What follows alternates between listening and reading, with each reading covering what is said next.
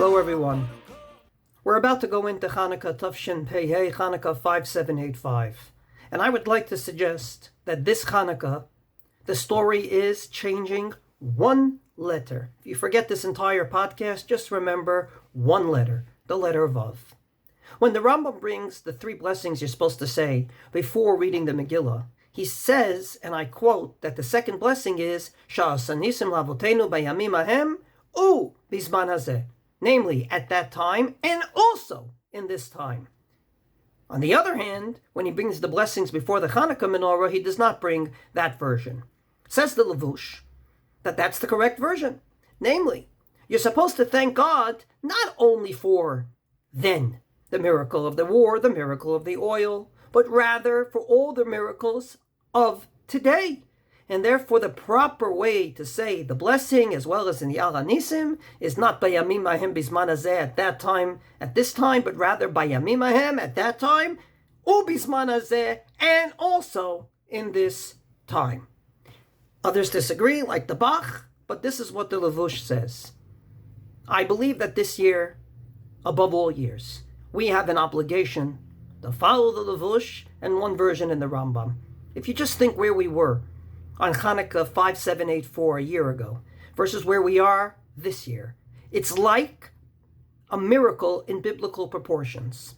Where were we last year versus where we are this year? This year, three arch enemies, one of which is responsible for the massacre of October 7th, have been killed by Israeli Defense Forces, which in and of itself is a miracle.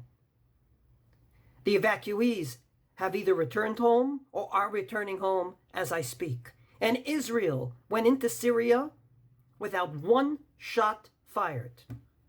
We have so much to thank God for this year. And in my humble opinion, we should go with this girsa of bayamim ahem u bizman hazeh. Indeed, this would explain two interesting things about Chanukah that we do every year. Number one, why do we sing Maos Tzur? If you didn't tell me it had to do with the Chanukah candles, I would have no idea. There is one stanza in there about Chanukah, but there's another stanza about Purim and a third stanza about Paro.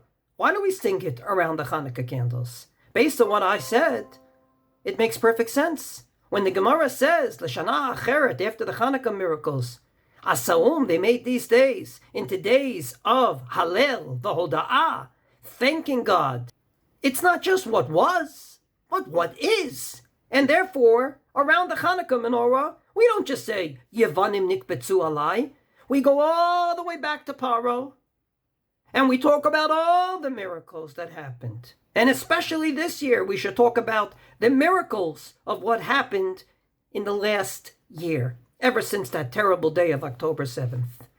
Number two, one of the favorite things people like to do around Chanukah parties, if there's a learned audience, is to talk about the famous Shaila of the Beit Yosef. The Beit Yosef basically asks, why is it an 8-day holiday and not a 7-day holiday? After all, according to one version, they had enough oil for one day. So what's the big miracle? Why do we celebrate the first day? It's like you have a phone. It was charged overnight. You wake up in the morning, it's 100%. The fact that the phone survived the day is not a miracle. The fact that you didn't charge it the night afterwards and the next day you wake up and it's still at 100%, that's the miracle. So why do we celebrate 8 days and not 7? Based on what I said, it makes perfect sense because it's not just about the oil and the menorah.